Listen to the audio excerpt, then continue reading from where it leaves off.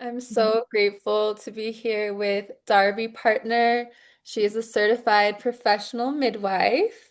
She's also known as the Mermaid Midwife on Instagram, is how I found her for this Project Serena. She is a licensed midwife, herbalist, holistic woman's health practitioner, and yoni steam provider. Her mission is to heal humanity and Mother Earth, one gentle birth at a time. Oh my gosh, so cute. She is honored to be a guardian of the birth portal, a medicine woman holding sacred space as she serves women. She has been attending births and practicing midwifery on the island of Hawaii since 2013 and serving birthing families since the 2000s. So, such an honor to have you, and thank you for trusting me. And Yeah, aloha. Thank you. I'd love to start with, in your words, what is holistic midwifery and natural birth? Because I feel there's so many women are drawn to this path and to be out of the medical system. So I'd love to hear from you as a licensed midwife and someone who's been practicing. Yeah, like what does it mean to have a holistic birth? Mhm. Yeah, well, aloha everyone. Thank you so much for having me, beautiful sister. Um, well, I mean, when you ask that question, I think of that word holistic, and for me it just really means whole, you know. Um, but for my holistic midwifery practice, um, I weave in starting at the very first prenatal meetings that we have, just weaving in every part of the woman, the family. So I always go into, all of the levels of her being, like that whole woman, that whole being. So just really being with her on the levels that she needs or wants to share or what comes organically through, the health of her spirit, her soul, her family and all of her family's layers, and then of course physical. So really working with the whole woman in that way. And that takes time, like, it takes trust. So for me, one of the most important, and I love that you mentioned trust already, so for me, one of the most important ways that I can really work with women in the best way and to help them in the best way in a rare need, like a rare emergency, which I have saved lives and I have had that in my practice. So, with, for instance, a shoulder dystocia about a year and a half ago, it was very clear, and the mother was even bringing it to me about how this beautiful trust that we had built throughout all of her prenatal meetings, throughout the labor when I was there, even the birth up until that shoulder dystocia happened. And we both were like, that trust that we had in each other is how I was able to help, and how she was able to just literally hear, like a shark and a whale, how they can pick up the most tiniest little movements in our muscles or shift in our energy. It's the same feeling with me and a mama that I'm serving. Like she can pick up the tiniest little shift in my voice, or a big shift where I'm like, turn around on your hands and knees, and in that way. And she's just like, I got this. And then you're getting a mom who's been in labor for 12 hours and has a baby's head out of her yoni literally within like half a second. She's on her hands and knees because I said it in that way, and she knew. So this is just a story that's coming through. It's, just showing you, like, one of the most important things is that trust that's built. So that takes that time, and that's part of that holistic way that I work. And of course, using all of the herbal medicine, the nutrition, all of these tricks of the trade, that are in my healing basket that I've saved and, held in a very sacred way for over all the years, so like my first son is 30 years old, so his pregnancy was the beginnings of my journey into midwifery. I had a home birth at age 21, and also raising my children in, with herbs and in a just full organic way, and just living that lifestyle for so many years, and also learning from my beautiful midwife teachers. I've just really saved and gathered a whole, beautiful, like I said, baskets upon baskets of tricks and remedies. And so I just love the first time a mom has an issue, it's just like, here you go, and give them some options, and then boom, it's like can be remedied I have pretty a much question. usually right away. What would you say for women in their first trimester with nausea? I feel like that's the most Ah, common. yes, that is very, very common. And so what moms need to do with that is basically they have to take one bite of protein every 5 minutes during their waking hours. And, I say 5 minutes because I want to keep it, but, 5 to 10, but just say five because then they're going to do 5 to 10. Um, and it's like, it's counterintuitive because at that point, you don't want to eat. It's gross. Like, I get it. I remember how that felt. It feels awful to eat, but you have to eat, and you have to eat protein. So I have everybody and I mean, I'm really big on like the highest quality everything. But Mm. like in this situation, I don't care. Get the protein. Here we have little protein shake boxes at Costco. Like Mhm. whatever you need to do. I mean, ideally, make up your own beautiful organic protein shake in a jar and have them ready to go in your fridge. Protein bars. I'm like, eat, the boiled eggs, like have boiled eggs ready, nuts, hummus.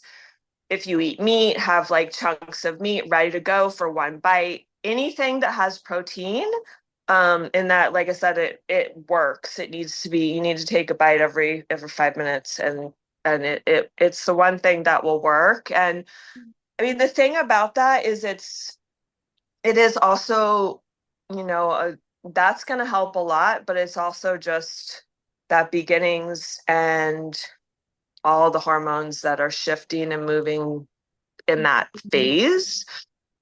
So it can definitely be helped by making sure that even though it's the opposite of what we want to do when we're feeling nauseous and pregnant in the early, first trimester of pregnancy, but it's, you got to eat, and you got to eat protein, and you got to do it every 5 minutes. Like I've seen that actually heal, like the very, very severe, um, emesis, Mhm. growing up, the very severe one, it can actually heal that even. So that's my main tip for that. Amazing. Yeah. Did your initiation into midwifery start with your pregnancy and home birth at 21? Yes, it did. So I was pregnant at 20, and I wanted a baby. Like I was calling in a baby. Like it was Yeah. such a biological urge for me, and I'm 51 now, you guys. So it's like my journey has been right alongside of my son who just turned 30, and we're like great. Like we're like best friends. He's so amazing, Oh, I love but anyway, so yeah, so I was biological urge. I was like a full yes, I wanted to, have a baby, and so I was pregnant at 20 and gave birth at 21, and I had absolutely no idea. Like my mom had good births, like I had a good remembrance of birth through her because she had, for a hospital birth, they were quite healthy. And so I just figured, oh yeah, I'm gonna go to the hospital up the road. Cool. Like had no idea there was any other alternatives. And then so this angel of a woman that I was, nannying for her like toddler, and she was a student midwife and had a bunch of home births herself. And I will always remember the moment. She gave me a little piece of paper with the number of the midwife on it. She handed me a piece of paper, back then, it was 94. And she was like, here you go. Here's the number of a midwife. You're having a home birth. Wow. That was it. And then I was like, and then I started reading, like I read one of the first books I read was Immaculate Deception. If you've heard of that one, it's Immaculate Deception, and it's amazing. Like, I'll try to remember the author and message it to you. It's a very common book, but it just blew my mind. The book talks a lot about just the history of birthing practices, the current birthing practices. Back then was the 90s. It went into like all of the horrifying Hmm. practices that are still going on, but the history of it and just blew my mind. And then, of course, spiritual midwifery, dove deep into that. My clients are still reading that book. It's so beautiful 30 years later. I love her books. She's Yeah. amazing. She's a Yeah. legend. Ina So May. anyway, yeah, just started reading and then just was like, yes. And my husband at the time, the father of my child, I mean, we were, and then like to backtrack like a couple of years previous, I was just, I had just been running around in the woods. I was in Washington State where I was living and I went to college at Evergreen. And I would just run around the woods, like communing with the plants. Like I was just gathering herbs. And that's how I started that was the beginning of my herbalist journey as well. Just like, yeah, like just running around the woods, like collecting herbs and utilizing them for medicine and just getting to know them like deeply, like personal relationship with the plants. And so I was on that journey already and I was doing some ethnobotany at college and, weaving in, from school classes and my own experiences. Yeah, so everything just started opening up from there. And I had, yeah, beautiful home birth. We had big gardens with lavender and echinacea and calendula growing right outside the little house. And, it was just comfrey. I mean, these plants have been just by my side, loving me for so many years. It's so special. But so, yeah, that was the beginning. Yeah, How yeah. big? And then I have to tell you something that's really epic. So, Mhm. like I share the story about his birth was my openings of midwifery. And then so I received my CPM, my certified professional midwife certificate, literally the moment he graduated from high school. Wow. Yeah. So this was like our both like as this lifelong journey with my son Uriah is his name, which is Hebrew for my light is Jehovah. So basically like divine light is his name. So yeah, and that's when I had been practicing like before actually getting that piece of paper, but that was a pretty big deal to me. For a while I was like, I don't need that, but then I just realized that I want to be able to work like outside of my immediate community. And I feel like just with this kind of global reality where you can go from your village and like travel to a whole nother country and serve or help or a birth center or whatever it might be. And I just was like, I need to have, a solid, like, I have the basics and this shows you. And Wow. it's good that I did because now here in Hawaii, you have to have a license. Well, actually, you don't have, they've been changing it. And now actually you don't have to have a license, but to like, it's been really nice to have a license. I just have a box outside my office and I can do any labs that I want. It's Mm. like, it simplifies things. It's so nice. Like, I just look on my iPad for their lab results. Whereas before, without a license, it was like a whole thing, so Intimidating.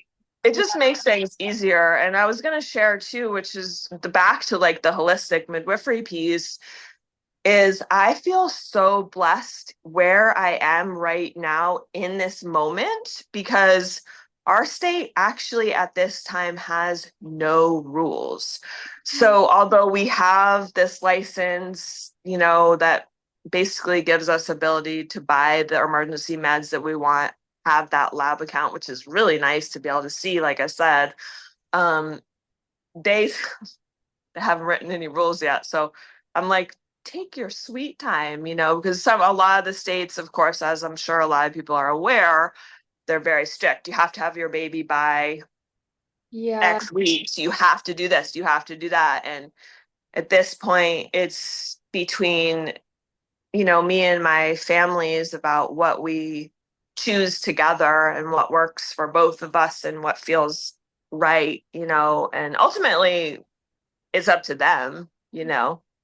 Um, that's how I practice is we really go with the mother's feelings and needs and desires and intuition So and you, mine as well. So, yeah. so you start this care from literally conception to birth. So you're journeying with the mother for these 9 or 10 moons. Yeah, and even through actually I care for them. I mean, their last official appointment with me is 6 weeks. Mhm. However, I have family, I have mamas that call me or text me throughout years and years of needs and connection. Some people stay really connected with me and they're like family. And then the nature of the island is very transient here. So some people aren't here anymore and I don't talk to them so much anymore. But now with the age of social media, I watch the babies that Yeah. I taught grow up and it's also special. But yeah, it's so some people, I do really believe in that kind of ancient way of that midwives are womb to tomb, which is a really beautiful way of thinking of it because that's in ancient times, that is what the midwife did. And it's interesting too, because I have two of my mentor elder midwives that have always both been midwives and hospice nurses. Mhm. So it's like that is actually happening in, you know, more like matrixy kind of ways. But yeah, so I'm available for my ladies. Like they talk to me whenever they need me, even after So that 6. beautiful. And so you also studied in Mexico, right? I'd love to talk about that and what you learned there, since it's like the indigenous wisdom and traditions that Yeah. you're bringing into. So beautiful to bring. Yeah. Yeah, that was just such a huge blessing. I had met a traditional Mexican midwife on Helena, and I'd met her at Midwifery Today conferences in Eugene, Oregon, where I'd lived for 15 years. So I did a lot of beautiful classes and conferences based out of Eugene because there was so much that I could, devour there. Oregon is such a, midwifery forward state. So anyway, I met her and just, of course, fell in love with her. And she invited me to come stay with her. Mm. And I was just like, yes. And at the time, I mean, I was financially, it was, quite a struggle for me at that time. And so I saved every penny to be able to go down there and was able to with definitely some big bumps in the road. Like, for instance, all of the money that I had saved for the flight and just the travels literally disappeared from it. It like disappeared from my stash spot where I had it, like stolen. Mm. And that was like right before I was supposed to buy my ticket and go. And then a dear friend of mine who was in a wheelchair and she birthed 3 babies. Her last one was birthed a breech and knee first is what she reported, a breech Wow. birth in the water, and she was all alone. Her husband was coming to open the door for me, and she just birthed the baby. So this woman, she helped me organize like a full fundraiser.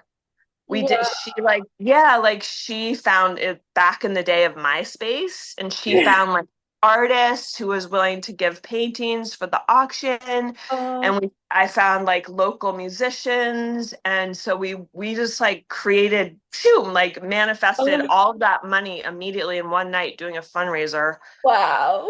and it was like a midwifery for me to do my, Oh, anyway. So that alone is like, the whole thing was just it's such miraculous. a like clear sign you were meant to be there. And like a test and initiation. Wow.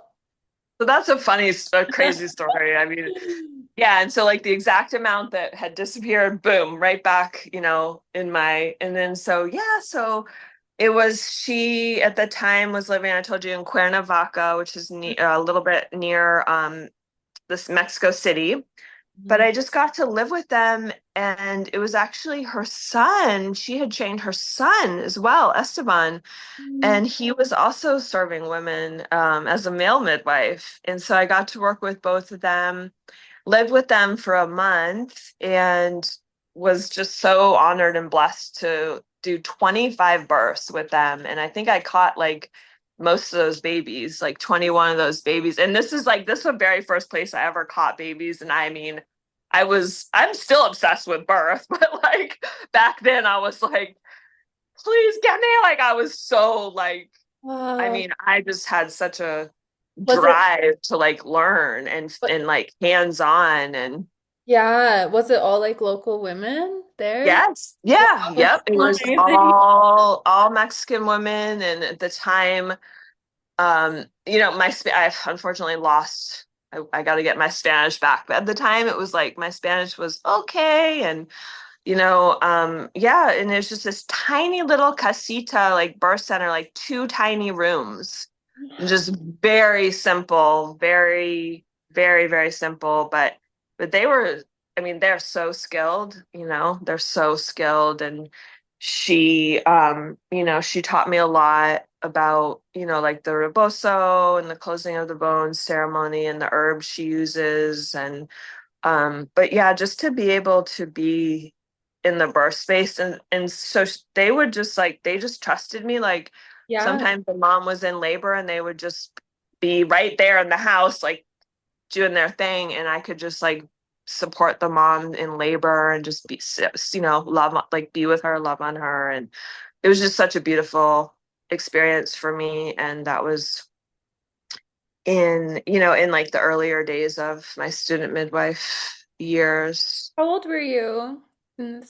I think, how old was I back then? That was in, let's see, my younger son, Azri, was born in '03. So he must have been like 4 or 5 at the time. So I think it was '08, actually.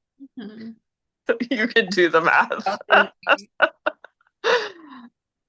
Um, how old was I back then? Like, I was like in my early 30s, Mm-hmm. mid That's 30s, how so old I am. I'm mid 30s. turning 31, so it's just Okay, I think I was a little older than you because I was 30 when I gave birth to Azri. So yeah, I was like 35 or so. Yeah. wow. I love that. I love Gosh. that you had like your birth and then this activated your path. Mhm. I've been on the Yeah. path and I'm like, do I need to learn all of this before I give birth? Because I really want my babies. No, you I don't definitely want do to not. And that's the one thing that I would love for everyone to learn from my path is just that it's just full surrender and patience because I was in Eugene, Oregon, like, and I worked with a lot of different midwives. But I was like in Eugene, just being like watching these other people's path of like a midwife, like taking them under their wing and they're at every birth and they're doing Yeah. all the things, and that midwife is writing or signing them off on every little thing. And like, that's kind of the traditional way, people seem to be doing it. But like the way that spirit, goddess, Yeah. universe gave me my path was like, Mhm. you're going to go all over the world and experience so many different cultures. Um, and that's just how you're going to do it. I mean, I could go into that whole story, but it's a whole story. But I also did some studying at, it's closed now, but it was called Casa de Nacimiento on the border of Texas in El Paso. So Mexican moms would jump. It was legal. It was legal at the time. They would Yeah. come to the birth center because they wanted to have their baby in the US. And then so it was very high volume. It was horrifying though. It was terrible. They would literally steal the baby's umbilical cord blood. I was fucking livid, excuse me, because I'm like a lotus birth mom. Like my second Yeah. son did a lotus birth, and I'm obsessed with. I mean, in my practice now, we don't cut the cord for two Placenta. to three hours. Mm-hmm. Yeah, it was so weird being there because like in one way it was so helpful for me because that was like how I got vitals down. Like, because in Oregon, it would be like I go to a prenatal meeting and then it would be like a week and then it would be like 2 weeks and I go to another one or whatever it might be. But there it was like I was doing mama baby vitals every day, all day. Hmm. And that's how I felt confident, and I felt like I got it. It was like, all right, I got this. And a lot more we did. We caught babies, but that place. So that has a bit of a like dark memory for me, but it was still helpful. And I did a lot of my studies in Utah, and there's some amazing midwives that Utah is so steeped in natural remedies. Like they're just that's norm in their society. Like so it's really cool. So these midwives taught me a lot about homeopathy and flower essences and just like, again, like I said, kind of in the beginning of the conversation, just gathering that medicine basket that just is Yes. full of all the remedies and all the ways and Mm. things. And then I also went to India, in South India, when I was a brand new midwife and helped start the very first birth center in Kerala in South Are you India. serious? Wow, Kerala, I've been Yeah. there. Wow, you started. Yeah. Yeah, a lot of people tell me like we've been there or we know that, but yeah, the very first births that happened at that birth center, it's called Birth Village, Mm. I helped with. And that's a crazy story too. Like, so one of my spiritual teachers is Amma, if you know her. And so I had just been with Amma, I met her when Ashri, my second son, was a baby in my arms. So that's like 21 years ago now. Um, but anyway, so I was just with her for like the full retreat in San Ramon, her ashram in San Ramon, California, the full week, like fully like shaktified, charged. And I was just like at the temple in California, like being like, one day, just please let me visit India, Amma. Okay, so fast forward like a day, and I get to like my best friend's house in Santa Cruz, and I'm on my laptop, ding ding, and the woman, she's a midwife now, but at the time she was a childbirth educator and just opening the birth center, and now she's been the midwife there for many years. She was like, "Can you come to help me with the birth center? Our midwife who is supposed to come is delayed, and we have 3 clients. So can you come?" Like, yes, I will. And the reason why I could go was because I was in the Bay Area and I could grab my visa, the visa office in San Fran, because I was up in Oregon, so it Yeah, wouldn't have, it that's where wouldn't have I'm worked. from. We get 10 years or something like that. So there was like everything was perfectly aligned to do that as well. And of course, 2 months in India and going to Amma's ashram, doing the births, and just, of course, life changing. Where did you go after India? I went back to I was still living in Oregon at the time. Hmm. So I just went back and it was like I was a mom and, also, just doing my thing. How did you It's, end up in Hawaii? well, I had been visiting, especially Maui over the years. And I mean, everyone asks me that and I'm like, well, why not? Why wouldn't I come here? No. I mean, I was just really called here and I would pray to Pele like years before I came. I asked permission for years, asking her, can I come? Can I come? I want to help the women there. And I would receive like full messages from the spirits of the babies. Like Hmm. so it wasn't just like a whim, it was like I dropped in like on a on a spiritual level because I wanted to be sure that it was a yes from, the Aina from the land, from Pele, the goddess here, which by the way, she's been going off like since December. She just did her 28th eruption yesterday. It's 2 hours away from me. So I like feel it, and it's so intense. Like she has like all these birthings. So it was a 9 hour labor. Like, and then she just stops. Wow. It's been, yeah, apparently this hasn't happened since like, I don't know, they say 1959, this kind of Mm. behavior. of the goddess. So anyway, so yeah, I mean, I had tasted Hawaii, tasted like Maui, Oahu, and I had visited this island um way back in when my son, who's now 21, was a baby in my arms. So he was like still 7 months old, and I actually supported a birth and I did a birth as a doula. So I did like get to like really like steep myself into the energy of this island, and then um, chose to move to this exact spot because the school for my son was a Waldorf-based charter school, and I'm also a Waldorf early childhood teacher. That's another whole story. So I've been an early childhood teacher and was trained in anthroposophy and Waldorf education as well. So it's another little part of what I weave into midwifery. Um, so that's why I picked this exact spot. And so he started that school, um and I knew like I hadn't spent time on this side when I lived over here back when I did that doula birth like many, many years ago. That child is yeah, like 20 now. Um but I had like, just kind of looked online like, oh my God, that's the Bay. Wow, like this is where I get to be. And then I got here, and then all of a sudden I found myself, it's actually where I live now as well. I found myself living above the bay, Kealakekua Bay, and it's where the dolphins live. I know. Talk about the I dolphins like, now.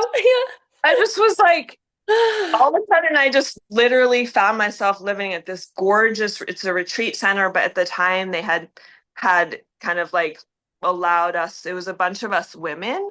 And Oh, so I went there within a week after I had moved here because it was a dear sister from Oregon, her friend. And so she was like, go to this gathering. It's my friend's birthday. And I was like, of course, and it's just like all the gorgeous views. You can see the whales and dolphins from the house, the open, big, beautiful open kitchen. And my dear friend now, she's still my friend. Like she's on the island visiting and we're still in connection. She and I have done back in kind of the early days of me being here, a lot of the dolphin-assisted birth work. Kim Nelly, her name is, and she's got some really cool old now. They're old, but on YouTube, some beautiful videos if you want to search Kim Nelly. But anyway, she's here visiting, so we're still connecting. wait, She lives in she what is lives in North Carolina now, but what? what is a dolphin-assisted birth for those listening? Well, so a dolphin-assisted birth is actually not what people think. And so we have a very clear definition of it. And it is when you swim with the dolphins in your pregnancy and early labor. Hmm. And you receive that medicine, that joy, that beauty, like all of the amazingness that being in the same physical space with the dolphins brings to you. But the thing is like anytime, especially in that like altered trance state of labor where you're naturally the highest you'll ever be in this lifetime, like, and even if you're not in labor, you have absolutely the ability to bring in the energy of the dolphins and whales. So then it's coming into your warm, safe, clean, comfortable birth space and bringing in that energy of the cetaceans into your birth space. And we've done a lot of that. I am totally open to anyone coming who lives here already who wants to actually birth in the ocean. I always have been. And I'm actually calling it in more than ever right now. I want to Like, birth in let's the do ocean. it.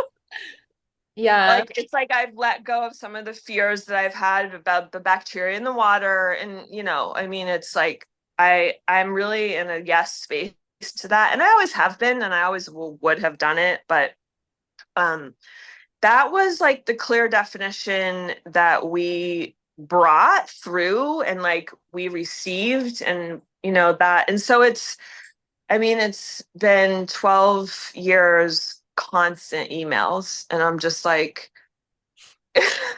okay.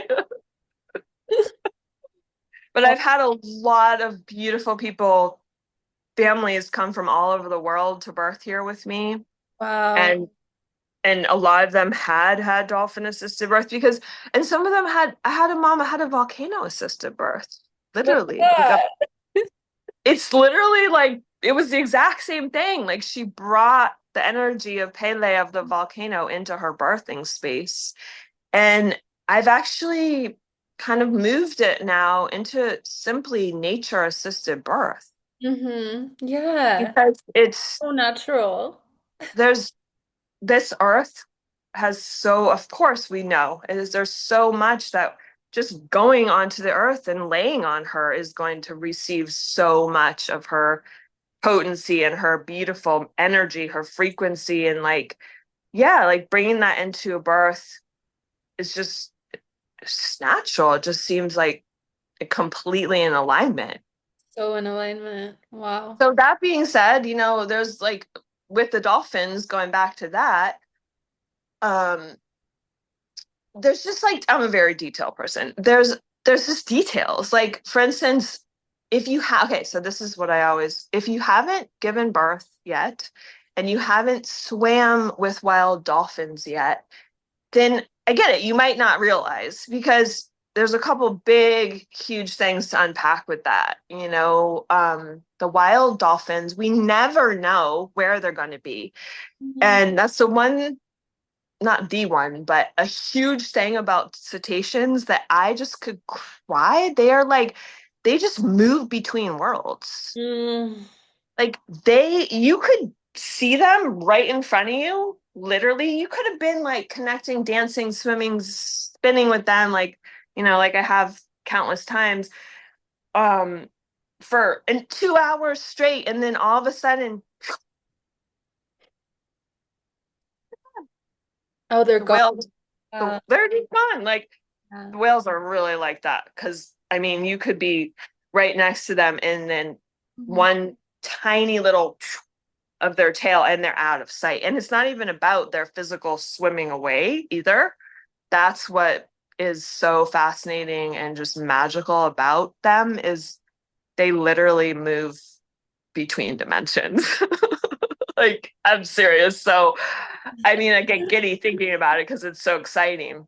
Yeah. So it's like, so that's why I'm bringing that in, is because Mhm. we don't know where they're going to be when a mom's laboring. And, I'm a full yes if it works out and someone wants to push their baby out in the ocean. But is that really what a birthing mom wants? Maybe. But in my, many years and many births of experience, it's like the best birth, the best hormonally intact, which creates the Mm. most easeful birth, the most flowing of, the different phases, like is a birth, of course, as I'm sure you know, with darkness, privacy, quiet privacy, Yeah. and is that truly available for a woman if she's, I mean, our beaches, some of them can be quite private, but typically there's people around and it. But again, I am totally open with it. So let's go.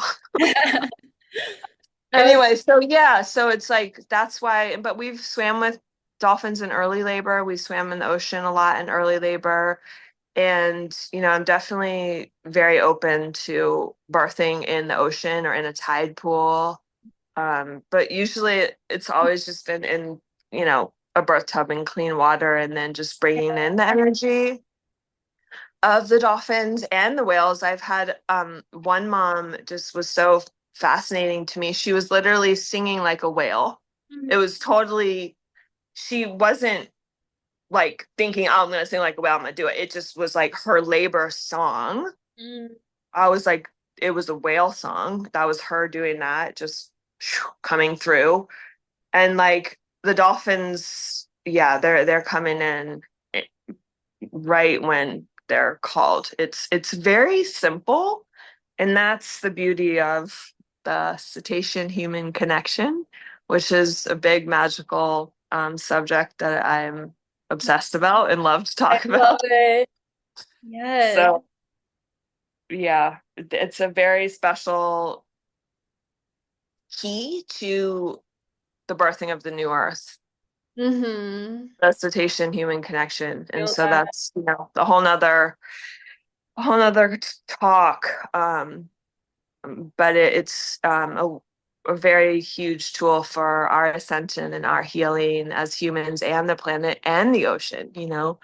Um, yeah, it's very special. And I just feel really blessed because I've been swimming in the waters here now with the cetaceans for 12 years. And before that, I was actually blessed too as well for my visits as well. So it's been like, I mean, it's been a lifetime, it's been lifetimes, but it's been in like my conscious awareness for 20 years of really just building this connection with the cetaceans. And it amazes me because just like midwifery, we never stop learning. Mm. And so I see my movement and my like growth with my connection with the cetaceans changing and moving and getting, even more just like broad and vast and like open. It's really special. Yeah. So I'm learning more about and that's what I really bring to my whale connection journey retreats where we're swimming with the whales is like so I'm and of course I'm far from perfect as a midwife. I'm far from perfect with the cetaceans. I'm just learning as well. Like humble energy is very important to me. But I do see myself learning a lot about how to like create an energy within myself and to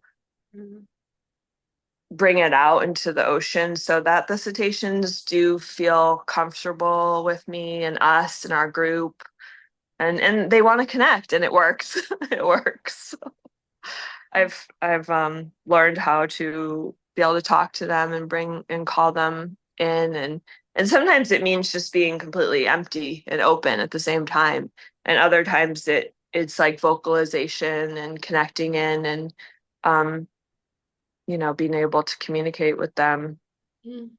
Yeah, as you're speaking, I'm hearing just like dolphins sound like I can hear Yeah. feel them through you. Aw, Gills, I that's want to beautiful. connect with more, but yeah, the wild dolphins have been really calling to me. Mm. Mermaid energy. Do you consider like that the cetaceans are also mermaids, or where does the mermaid energy tie in for you in your journey? Well, I'd say the archetype of the mermaid is different than, of course, the cetaceans are their own population.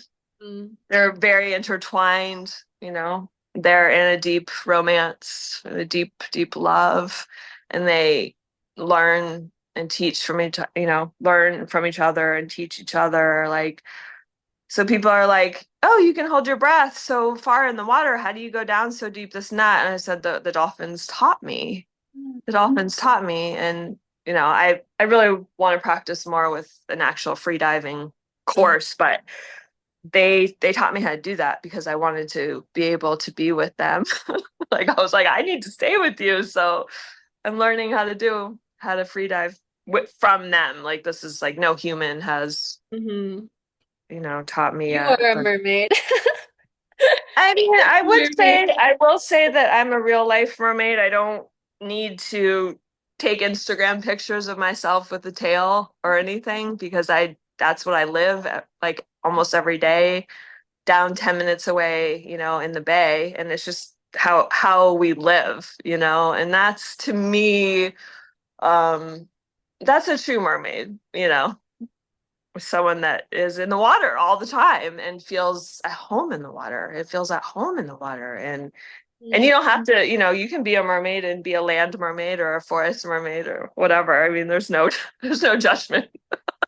But that's how I feel. And I'm just really dropping into like the archetype of the mermaid and like how that's actually just another like arm of the goddess, like a branch of the goddess. Yeah, the She's siren just, voice.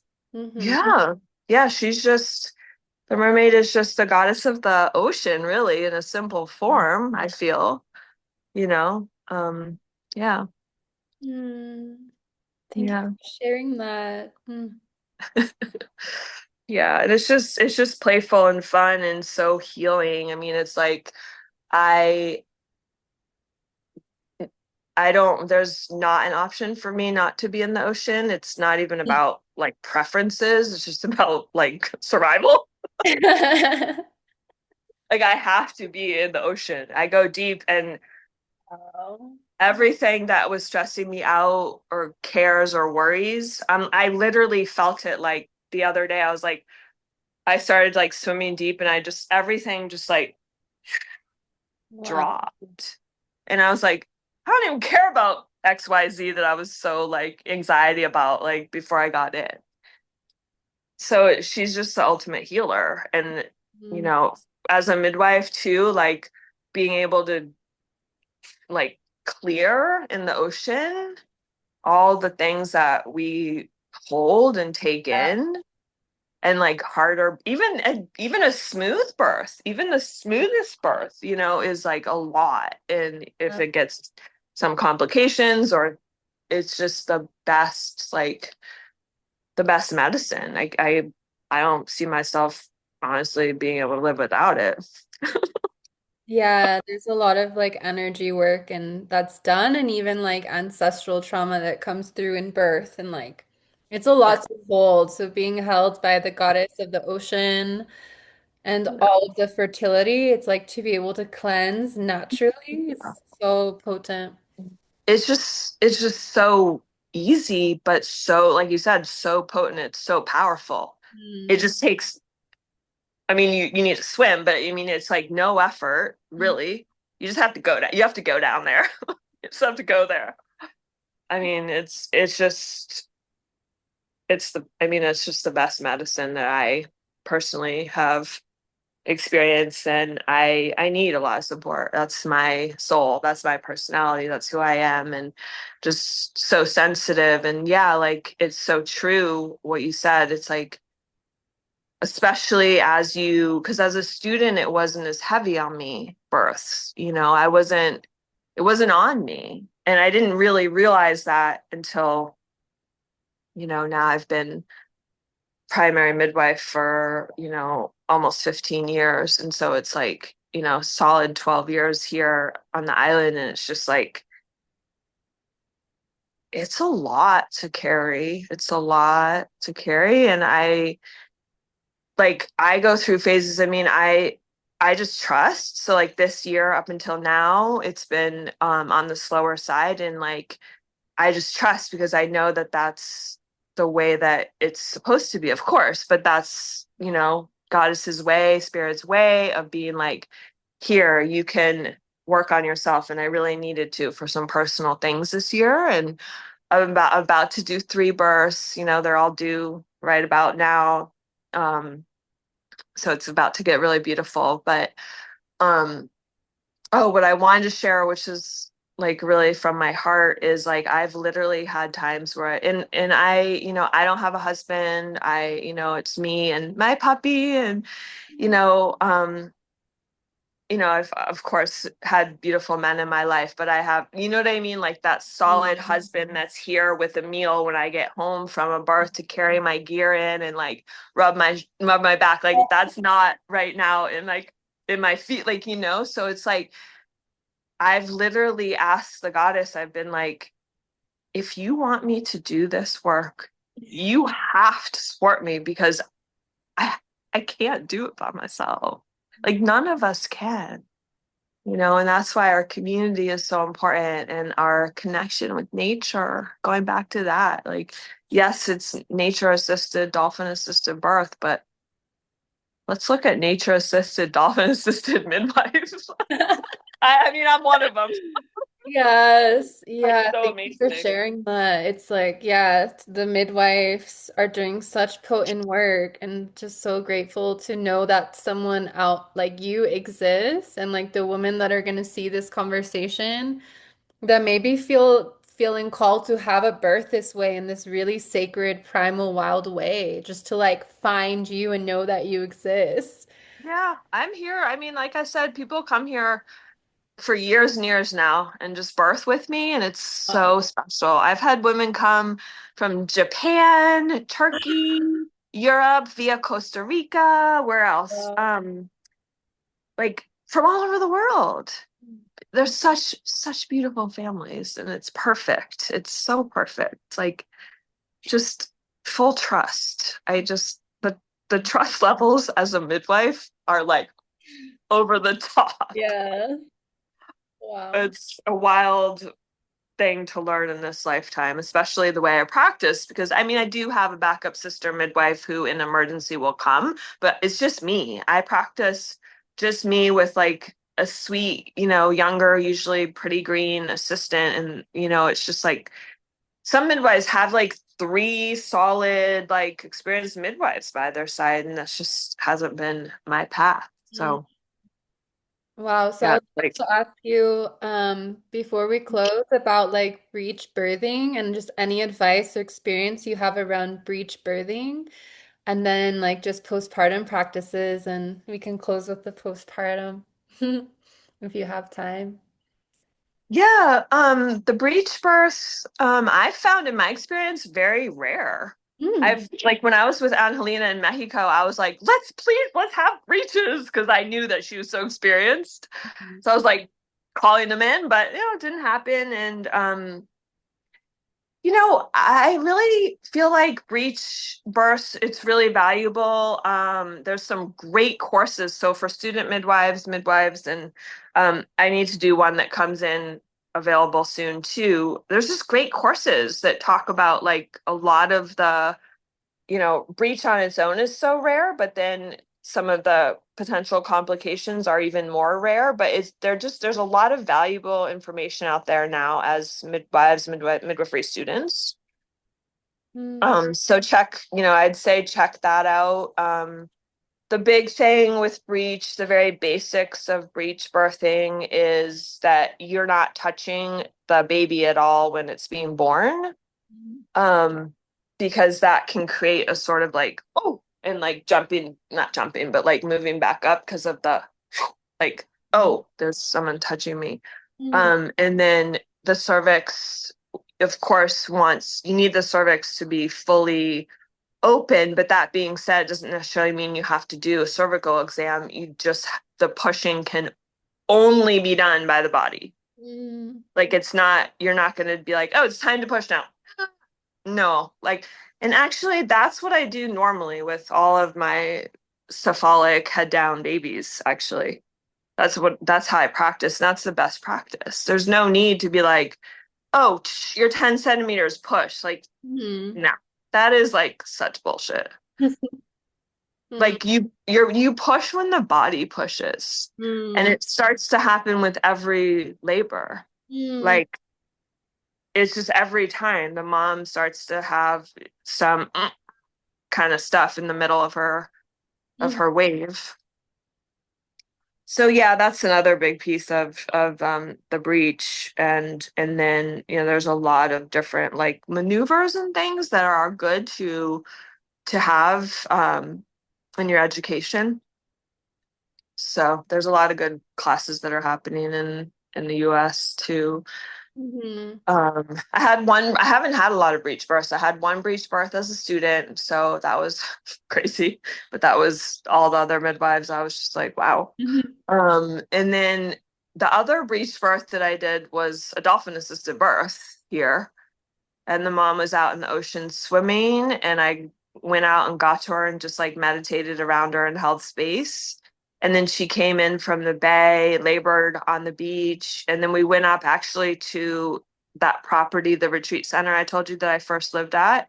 And she got in the tub there, Of and it course, was just actually, through the window. uh, and anyway, it was actually officially an unassisted birth as well, even though I did assist her. But officially for her, it was an unassisted birth, and she did everything herself. And then there was at one point where the baby needed to be born. So I just like whispered in her ear the maneuver that she needed to do, which was very simple. And she did that and the baby came. Wow. Yeah. Mm, So that was me as a like, as a, certified professional midwife on the lanai, like on the other side of the room, like just praying. Like, and I, was like, I wasn't telling her what to do. I wasn't touching her. I wasn't doing any of my midwifey things, like even checking the baby's heartbeat or anything, because this was an unassisted birth. mm. I don't think I'd do that any at this point. That was like 2016. I don't think I would be down with that at this point. Wow. Yeah. What are some of your favorite postpartum practices? You said, Well, I love doing my favorite is the moxibustion treatment. So that was a treatment that is a Chinese medicine modality that mm, I was taught early in my journey as a student midwife, and it is so powerful. I love the yoni steams, and I always make up a big batch of yoni tea with all the healing herbs for moms to use as a sitz bath, just in their peri bottle to squirt when they're going shishi, when they're going pee. But the mox is my favorite. It's part of Chinese medicine, and it's just the burning Chinese mugwort on the point for the uterus, which is on the lower back, a special pot that just like rubs the burning herbs on the area, and it's incredible. It is just like transformative. mhm, Um, yeah, it helps to put the chi, the energy back into the uterus to warm the uterus. It's on the whole truth about how women need to be warmed after they um, give birth. So that's, as I'm sure you can find that in almost every, indigenous culture that has postpartum practices that we know about, all about warming the mother. mhm, So that's my favorite. It's emotionally and spiritually also very relaxing. It clears like birth trauma, and even a perfect home birth has birth trauma. Like it's not just the medicalized, industrial birth. Like we hold trauma. So even the perfect home births, it helps ease the after pains. It just really helps the uterus to receive life force so that it can do what it knows how to do already innately to heal, yeah, close the energy. close, come back down, heal inside, and just start, going back to that quiet space that the womb goes back to, after birthing. I love the Moxa treatment. It's really helpful for menstrual cramps as well, and after a miscarriage or abortion too. It's very nourishing. Mhm, So yeah, moxa is used in by acupuncturists as well. Like they'll put little rice-sized bits on, any point, or they'll put it on top of the acupuncture needle. But this is a bit of a different modality, like I said, using the burning herbs in a pot, and then that's rubbed on the area. So that's my all-time favorite postpartum. like right after birth, like literally the moment after. No, I usually do it when I come back the next day. So I do immediate postpartum, I'll stay with the mom, just just caring, cleaning up and doing clinical things, checking that everyone's healthy, weighing baby like for 5 hours. And that time is when I make a huge batch of the yoni tea. So they have steeping herbs for their to heal their perineum, or their nipples or whatever they need. And then I come back like 24 hours later. Hmm. And then I come back 3 days later and 1 week. And then a 2 week appointment. And those are all in the mama's home. So I talk a lot about rest. I mean, I'm talking about that so much about how important it is for moms to Mhm. rest for, I mean, ideally longer, but have them agree for 2 weeks minimum. Yeah, and And like traditionally it's like indigenous traditions, it's the 40 days. which I would way rather do that. And some Yeah. moms want to do that. Some moms are up for that, but I get everybody to agree for 2 weeks, you know. And then the last appointment, there's a chunky baby, usually smiling, and that's at 6 weeks Oh. at the office. So that's my midwifery postpartum care. But yeah, so it's just a lot of loving, and the yoni steams are amazing. I usually just offer a yoni steam, closer to the end of my postpartum care, but if mothers are like wanting it, we can definitely do it more often. I mean, in an ideal world, they would be doing it throughout during labor when they felt called, during immediate postpartum, every day after the birth, Yeah. What are some of the herbs like plantain, yarrow comfrey, calendula Yeah, rose? yeah, Yeah. those are all really good.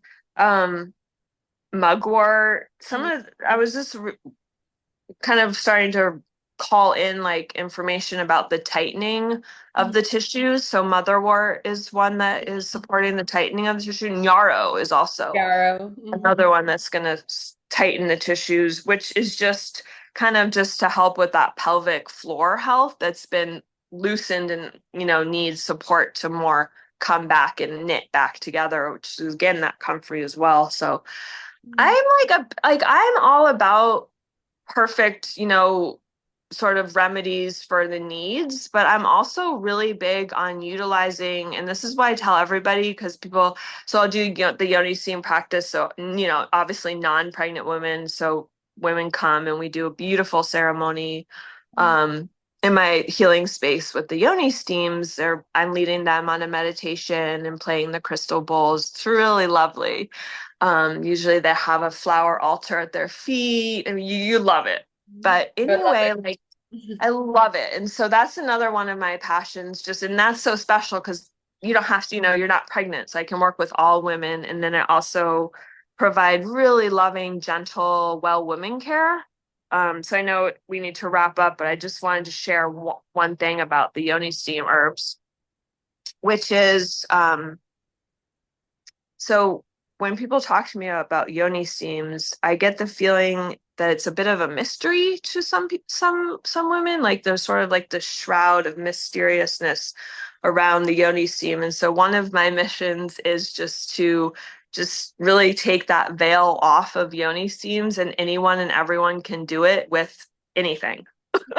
Like whether it be if you're in the city and you have no access to herbs, just go to the grocery store, which obviously is not ideal and not where I'm at, but there's people that are in the middle of the city. So go to the grocery store and get some fresh herbs from the produce aisle.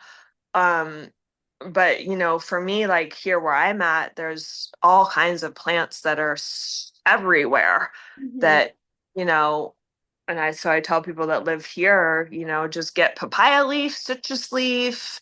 We have a lot of noni here. It's everywhere. We have a lot of cacao leaf, like the Wow. hibiscus is everywhere.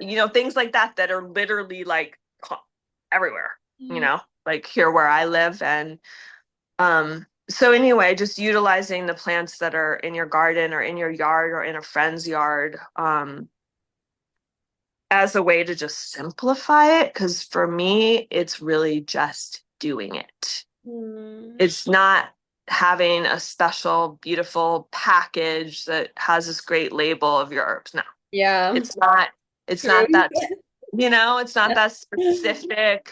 I mean, I'm all about like the constituents and what they're doing. Like, I love all that. But I feel like all of us women need to be doing yoni steams like minimum of twice a month, And so how can we simplify that?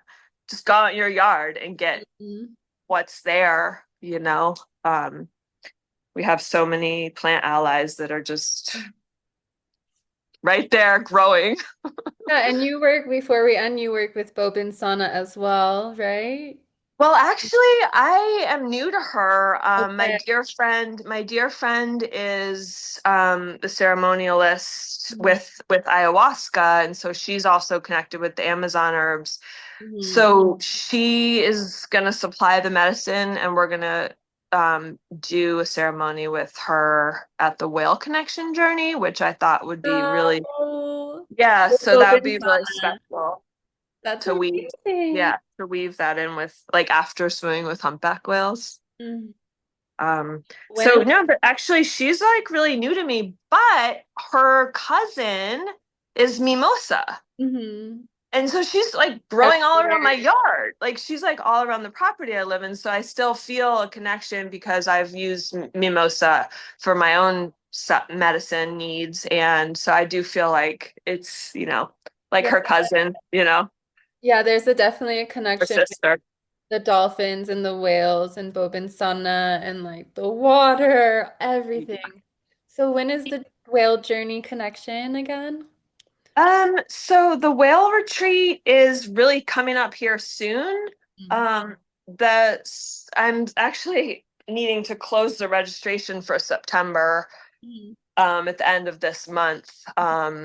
But you can still reach out to me if you're kind of later, because if it's, if there's still openings, you can potentially come. But the dates are 24th through 30th of September, Mm.